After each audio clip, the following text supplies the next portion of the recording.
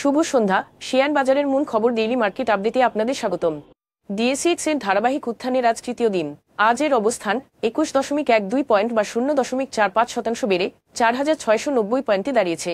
আজকের বাজারে লেনদেনের পরিমাণ ছিল 275 কোটি টাকা, যা আগের দিনের তুলনায় 17.06% বেশি। ব্যাংকিং খাত থেকে ব্র্যাক ব্যাংক, সিটি ব্যাংক ও ইসলামী ব্যাংক, টেলিযোগাযোগ খাত থেকে রবি এবং শিল্প খাত থেকে ওয়ালটন হাইটেক আজ বাজারের উত্থানে মূল ভূমিকা রাখে। খাতভিত্তিক রিটার্নের দিক থেকে আজ ব্যাংক বহির্ভূত খাত সর্বোচ্চ 2.44% লাভ করেছে, আর ব্যাংকিং খাত দ্বিতীয় সর্বোচ্চ 1.0% লাভ করেছে।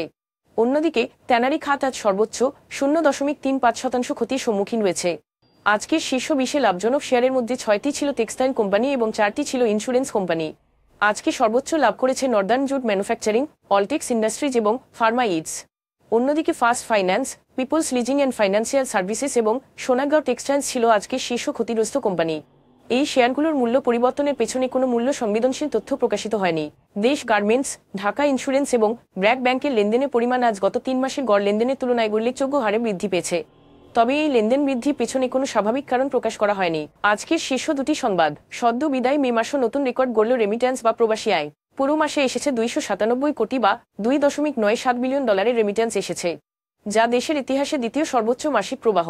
মার্কিন ডলারের স্থিতিশীল বিনিময় হার এবং কোরবানির ঈদ সামনে রেখে মে মাসে দেশে বেড়েছে রেমিট্যান্স প্রবাহ।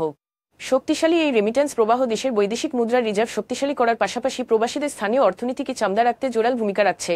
অর্থ মন্ত্রণালয়ের তথ্য অনুযায়ী বাংলাদেশে বাজেট ব্যয় গত বছরের একই সময়ের তুলনায় 17.5% বৃদ্ধি পেয়ে 3,86,973 কোটি টাকায় পৌঁছেছে, যা গত বছরের একই সময়ের 3,29,284 কোটি টাকা থেকে বেশি।